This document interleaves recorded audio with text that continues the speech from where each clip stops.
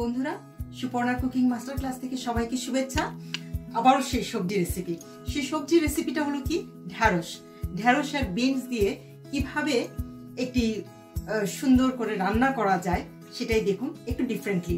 So আমি ঢ্যাঁড়সের সাথে আজকে কেটে রেখেছি হলো বিনস। এই যে দেখুন এখানে কিছু বিনস আছে, বিনসগুলো আমি কেটে রেখেছি। লাল ক্যাপসিকাম, সবুজ ক্যাপসিকাম, টমেটো, কারি পাতা, কাঁচা লঙ্কা, কারি পাউডার, আদা বাটা, রসুন কুচি, আদা কুচি, একটু শুকনো লঙ্কা দিলেও হয় না দিলেও হয়, আর হচ্ছে এখানে একটি পেঁয়াজটাকে আমি একটু কুচি করে নেব, আর একটু কুচি করে দিচ্ছি। তো এখন আমি সবটাকে জ্বালিয়ে নিচ্ছি, চুলোটাকে জ্বালিয়ে নিলাম। এখন আমি এটাতে একটু তেল দেব। যে পেঁয়াজটা একটু দিয়ে নিলাম, পেঁয়াজটা হালকা একটু ভেজে নিচ্ছি। 1 চা চামচ লবণ, পরে যদি লাগে তখন আরেকটু দেওয়া যাবে। এখন দেব হলো একটু কাঁচামরিচ আমি একটুখানি দিয়ে দিলাম। আর এখানে হলো এই যে রসুন কুচি এখানে 2 চা চামচ রসুন কুচি আমি দিয়ে দিলাম। আদা বাটা অল্প করে, আর এই যে শুকনো লঙ্কা দুটো আছে সেটা বলেছি অপশনাল, আমি দিয়ে দিচ্ছি একই সাথে। তারপর আমি দেব হলো এই যে এখানে ঢ্যাঁড়সটা আছে, ঢ্যাঁড়স আর এই যে বিনস আমি বলেছি মিক্স করে দিয়েছি, আমি ঢ্যাঁড়সটা দিয়ে দিলাম। এখন আমি তাপটাকে একটু কমিয়ে দেব, তাপটা কমিয়ে দিলে সেটা আস্তে আস্তে হবে। এবার আমি একটুখানি ঢাকনা দিয়ে দিচ্ছি, ঢাকনা দিয়ে দিলাম। আমি 5 মিনিট পর ঢাকনাটা খুলে দেখব কি অবস্থা হয়েছে। 5 মিনিট হয়ে গেছে, ঢাকনাটা উঠিয়ে দেখি। একটু নরম হতে শুরু করেছে। তো আমি এখন দিয়ে দেব হলো টমেটো। এখানে টমেটোটা কেটে রেখেছি, টমেটোটা দিয়ে দেব। একটাই টমেটো আমি দেব।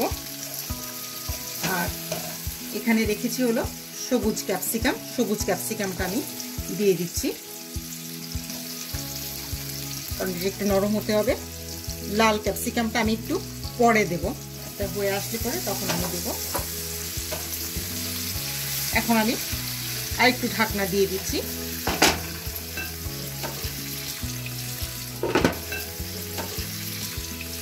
5 মিনিট পর আমি উঠিয়ে দিচ্ছি। সবজিগুলো কিন্তু অনেকটাই নরম হয়ে গেছে। এখন আমি কি করব, এখন আমি সেটার মধ্যে এই যে কারি পাউডারটা আছে, কারি পাউডারটা পুরোটাই আমি দিয়ে দেবো। এখানে খুব বেশি নয়, মোটামুটি 1 চা চামচ হবে, সেটা আমি দিয়ে দিলাম। আর এই যে কারি পাতা রেখেছি, কারি পাতাগুলো আমি দিয়ে দিলাম। যদি কারো ঘরে কারি পাতা ম্যানেজ করতে অসুবিধা হয়, কোনো প্রয়োজন নেই, সবসময় কারি পাতা না দিলে হবে। কিন্তু ওই যে কারি পাউডারটাতেই কিন্তু আসল ফ্লেভারটা হয়ে আসে।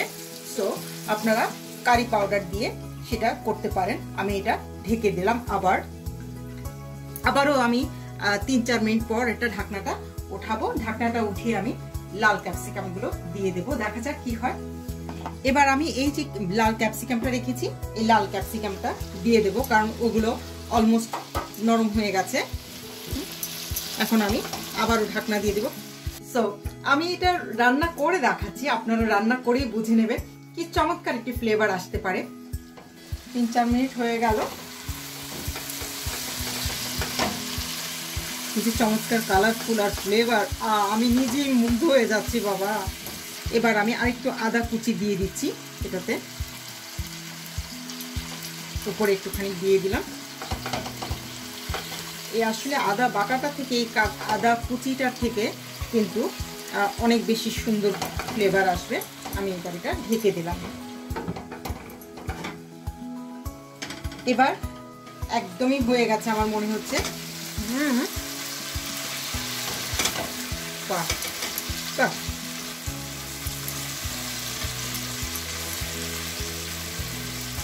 একদম নরম হয়ে গেছে। আরেকটু নরম হবে ক্যাপসিকামটা। আমি আরেকটু ঢেকে দিচ্ছি। সব কিছুই নরম হয়ে গেছে। আমি এবার এটাকে সার্ভ করার পালা।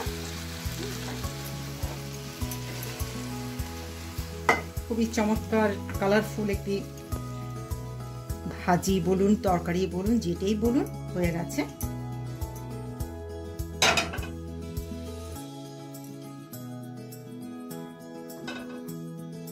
হয়ে গেল আমার নিজস্ব রেসিপিতে একটি ঢেঁড়স ভাজি, ঢেঁড়স তরকারি, যেটাই বলা হোক, হয়ে গেল। সো এই হলো আমার আজকের আয়োজন। আবারও সবাইকে মনে করিয়ে দিচ্ছি, আমার চ্যানেলটিকে সাবস্ক্রাইব করতে ভুলবেন না।